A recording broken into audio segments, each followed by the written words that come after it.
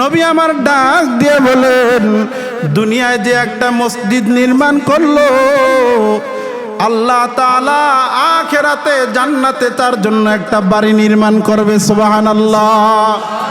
এই খবরটা তো আদম নবী জানে। এজন্যই আল্লাহর পয়গম্বর আদম সফিউল্লাহ নিজের ঘর আগে বানাইলো না, নিজে থাকার ঘর না বানাইয়া সর্বপ্রথম ইবাদতের ঘর আল্লাহর ঘর বাইতুল্লাহ বানাইলেন। কোন সুবহানাল্লাহ। সহযোগী ছিলেন আমাদের মা হাওয়া আলাইহিস সালাম। আল্লাহর পয়গম্বর ইব্রাহিম খলিল আবার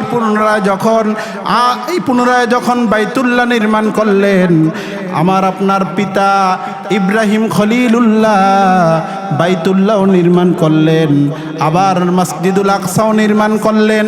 এই জন্য আল্লাহর পয়গম্বর বলেন, আমি যখন মেরাজের রজনীতে সপ্তম আকাশে গেলাম, সপ্তম আসমানের উপরে বাইতুল্লাহর বরাবর একটা ঘর আছে, ওই ঘরটার নাম হলো বাইতুল মামুর। ঘরটার নাম কি? ওই বাইতুল মামুরের পাশে হেলান দিয়া বসে আছে আপনার আমার পিতা ইব্রাহিম খলিলুল্লাহ। কোন সুবহানাল্লাহ। কারণ ইব্রাহিম খলিলুল্লাহ কয়, আল্লাহ দুনিয়ায় তোমার ঘর বানাইছি, হাসরেও আসমানেও কবরও তোমার ঘরের পাশে রাইখো। এক এক নবীর এক এক আসমানে রাখছে, কিন্তু আপনার আমার পিতা ইব্রাহিম খলিলুল্লাহ রে বাইতুল মামুর আল্লাহর ঘরের পাশে রাখছে। কোন সুবহানাল্লাহ। মান বানা লিল্লাহি মাসজিদান বানাল্লাহু বাইতান ফিল জান্নাহ। এই খবরটা নবীরা জানতো, এজন্য সমস্ত নবী রাসূলরা ঘরটা বানায় ফেলাইছে। আপনার আমার পয়গম্বর হাবিবে কিবরিয়া সর্বপ্রথম ঘর যখন আল্লাহর ঘর নির্মাণ করেন, সর্বপ্রথম ঘরের নাম হলো মসজিদুল কুবা। মসজিদুল কুবা হলো সর্বপ্রথম আল্লাহর পয়গম্বর মসজিদ বানান। এই মসজিদে কুবাটা বানাইতে হবে এমন একটা জায়গার মধ্যে, যেখানে বানাইলে এখান থেকে ইসলাম প্রচারটা বড় সহজ হয়ে যাবে। যেই জায়গাটা পছন্দ করছে যেই জায়গা, ওই জায়গাটা একটা ইহুদির জায়গা। কার জায়গা? আল্লাহর নবী খবর পাঠাইছে, যাও যা বলো ইহুদিকে এই জায়গাটা বিক্রি করে দেওয়ার জন্য। ইহুদিকে যাইয়া আবু বকর ওসমান আলী ডাক দিয়া বলে, ইহুদিরে জায়গাটা বিক্রি কর। ইহুদি বিক্রি করবে না। সংক্ষিপ্তভাবে বলি, আল্লাহর পয়গম্বরের সাহাবী ওসমান ইবনে আফফান রাদিয়াল্লাহু তাআলা আনহু ডাক দিয়া বলেন, এ ইহুদিরে তাড়াতাড়ি কর, কিসের বিনিময়ে বিক্রি করবি? ইহুদি ডাক দিয়া বলে, সুযোগ একটা পাইছি।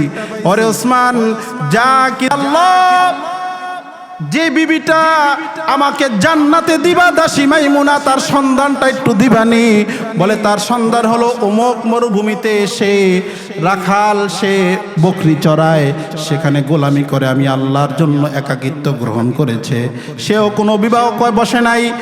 আল্লাহর বান্দা ঘুম থেকে উঠা তার জান্নাতে যেই বিবি হইব ওইটারে দেখার জন্য দৌড়ে গেছে, পাগল হয়ে গেছে যে জান্নাতে যেই বউটা হইব ওইটারে তো দুনিয়া দেখা দরকার। দৌড় দিয়া চলে গেছে, যা দেখে বিবি মাইমুনা, সে দাসী মাইমুনা নামাজরত অবস্থায় আছে। সে পিছনে এসে দাঁড়ায় আছে, পর্দার আড়ালে দাঁড়ায় রয়েছে। দাসী মাইমুনা সালাম ফিরাইয়েই সামনের দিকে তাকায় বলে, এই আব্দুল ওয়াহেদ, কেন আসছো?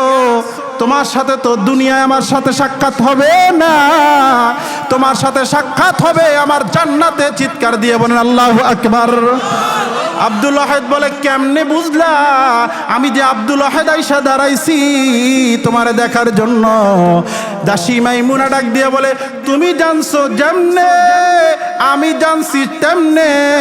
তুমি যেমনে জানছো আমি তোমার জান্নাতের বিবি, আমি জানছি তেমনি তুমি আমার জান্নাতের স্বামী। কোন সুবহানাল্লাহ।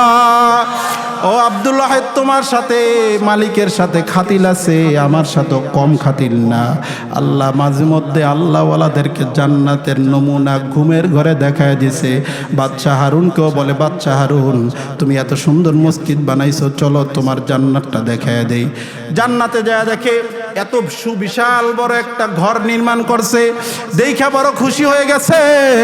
ওই ঘর থেকে বাহির হইয়া, ওই প্রাসাদ থেকে বাহির হইয়া তার অপোজিটই সেম হুবাহু একটা প্রাসাদ জান্নাতের মধ্যে দেখা যায়। ডাক দিয়ে বলে, সেম হুবাহু যেহেতু এত সুন্দর প্রাসাদ, এটা তো মনে হয় আমারই প্রাসাদ। এটার মধ্যে যখন ঢুকতে গেছে প্রহরী ডাক দিয়ে বলে, না এখানে ঢোকা যাবে না, এটা তোমার প্রাসাদ না। বলে এটা কার প্রাসাদ? বলে এটা হলো আহমদ বিন মুসার প্রাসাদ। এই প্রাসাদের মালিক হলো আহমদ বিন মুসা। তার নাম কি জোরে বলেন? তার বাড়ি কোথায়? বলে তোমার দেশেই, এবং সে জোগালি রাজমিস্ত্রি। তার জান্নাত এত সুন্দর হইল কেন? তুমি যেই মসজিদ বানানোর কারণে, তুমি যেই জান্নাত পাইছো, ঠিক সেম ওই মসজিদটা বানানোর কারণেই ওই জোগালিও সেই জান্নাত পাইছে। চিৎকার দিয়ে কোন সুবহানাল্লাহ। বাচ্চা হারুন ঘুম থেকে উঠে গেছে, পাগল হয়ে গেছে, কখন সকাল হবে। সকাল হওয়ার সঙ্গে সঙ্গে যত জোগালি কাজ করছে সবাইরে ডাক দিছে, রাজমিস্ত্রিগুলোরে দুপুরবেলা ভালো করে খাওয়াইয়া এরপরে ডাক দিয়া বলে, এখানে কে আসো? আমার ঘরে দান করছি, আমি আল্লাহর ঘর বানাইছি, তখন দান করছো। কেউ বলে ভয় আর বলে না। তখন বাচ্চা হারুন ডাক দিয়া বলে, আহমদ বিন মুসা আসো কি এখানে? দাঁড়াও। লোকটা দাঁড়ায় গেছে, ভয়ে থরথর করে কাঁপতেছে।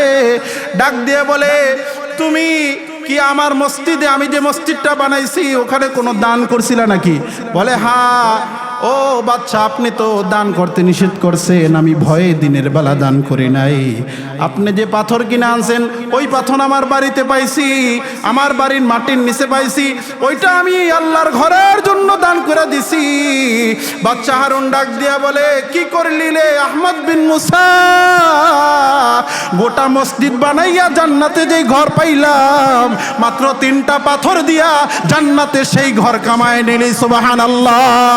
চিৎকার দিয়া বলেন নারে তাকবীর। ও দুনিয়ার মুসলমান, এজন্য নবী রাসূলরাও মসজিদ বানাইছে, তো আমাদেরকেও বলছে তোমরাও মসজিদ বানাও। মান বানা লিল্লাহি মাসজিদান, তোমরা যদি মসজিদ বানাও তাহলে তোমাদেরকেও আল্লাহ মসজিদের বদৌলতে একটা জান্নাত দিয়ে দিবে। বলেন তো এখন এখানে আমরা কেউ নাই, একা একটা মসজিদ করব এমন সামর্থ্য আমাদের কারো নাই। কথা বলেন ঠিক কি না? কিন্তু ওই যে জোগালির মতো যদি একটু শরিক হয়ে যায়, তাহলে মনে হয় আমার বিশ্বাস রাসূলের কথা মিথ্যা না, আমার হাবিবের কথা মিথ্যা হতে পারে না। আমরা যদি শরিক হইয়া মসজিদটারে আগায় নেই, তাহলে মনে হয় আল্লাহ আমাদেরকেও জান্নাত দিতে, আমাদেরকেও আল্লাহ তাআলা জান্নাত দিতে দেরি করবে না, মরতে দেরি জান্নাতে আল্লাহর ঘরের বদৌলতে একটা ঘর দিতে দেরি করবে না। কোন সুবহানাল্লাহ।